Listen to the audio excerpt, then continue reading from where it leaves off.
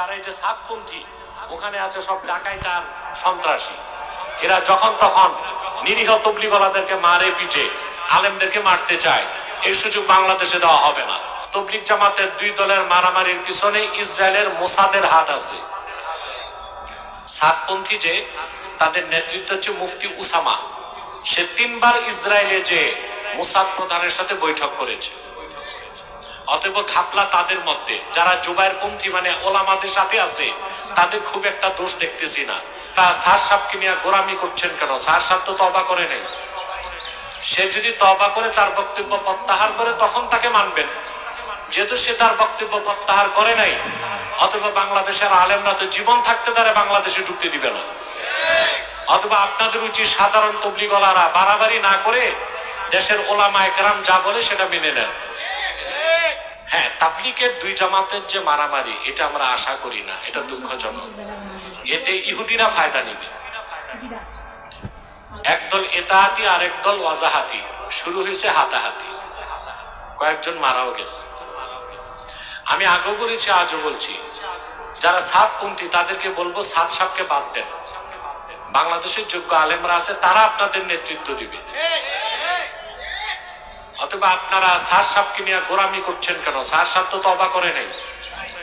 সে যদি তওবা করে তার বক্তব্য প্রত্যাহার করে তখন তাকে মানবেন। যেহেতু সে তার বক্তব্য প্রত্যাহার করে নাই, অথবা বাংলাদেশের আলেমরা তো জীবন থাকতে তারা বাংলাদেশে ঢুকতে দিবে না। অথবা আপনাদের উচিত সাধারণ তবলিগওয়ালারা বাড়াবাড়ি না করে দেশের ওলামায়ে কেরাম যা বলে সেটা মেনে নেন। কি বলেন আপনারা? আর আমার কাছে বিশ্বস্ত সূত্রে যে সংবাদ এসেছে, তবলিগ জামাতের দুই দলের মারামারির পিছনে ইসরায়েলের মোসাদের হাত আছে। সাতপন্থী যে তাদের নেতৃত্ব হচ্ছে মুফতি উসামা, সে 3 বার ইসরায়েলে যে মোসাদ প্রধানের সাথে বৈঠক করেছে। অতএব ঘাপলা তাদের মধ্যে, যারা জুবাইর পন্থী মানে ওলামাদের সাথে আছে তাদের খুব একটা দোষ দেখতেছি না। বরং যারা এই যে সাতপন্থী ওখানে আছে সব ডাকাইত আর সন্ত্রাসী, এরা যখন তখন নিরীহ তবলিগওয়ালাদেরকে মারে পিটে আলেমদেরকে মারতে চায়, এই সুযোগ বাংলাদেশে দেওয়া হবে না। বাংলাদেশে যদি যারা সাতপন্থী আছো, তোমাদেরকে যদি তবলিগের কাছে থাকতে হয়, সাতকে বাদ দিতে হবে, এই দেশের ওলামায়ে কেরামের নেতৃত্ব মেনে নিতে হবে। এটাই আমাদের বক্তব্য। আরেকটি অমুসলিম সম্প্রদায় আমাদের ক্ষতি করতেছে, এটা হচ্ছে ঈসাই জামাত, খ্রিস্টানদের একটা গোপন দল। এদের পুরো নাম ঈসাই তরিকাভুক্ত মুসলমান, আদতে খ্রিস্টান। এরা 1975 সালে বাংলাদেশে ঢুকছে, আর এই পর্যন্ত 2.5 লক্ষ পরিবারকে খ্রিস্টান বানাইছে।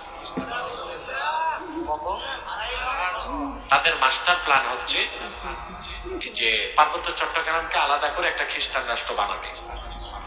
আমি তো 10 বছর আগে কথা বলে আসতেছি, কিন্তু আমার কথা কেউ তো কানে নিল না, আলেমরাও নেয় নাই।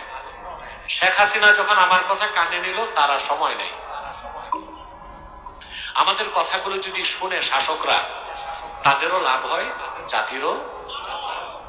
এখন যারা আছে তাদেরকে বলবো, দেশের স্বাধীনতা অক্ষুণ্ণ রাখতে সেনাবাহিনী লাগবে না, মুসলমানরাই যথেষ্ট, ঠিক না? অথবা দেশের স্বাধীনতা নষ্ট না হয়, আপনাদের ঐক্যবদ্ধ থাকতে হবে। এই খ্রিস্টান ঈসাই তরিকা, এটারে নির্মূল করতে হবে। আরেকটা বাতিল ফেরকা হিজবুত তাওহীদ, এটা থেকে সাবধান থাকতে। এটা ইহুদিদের এজেন্ট।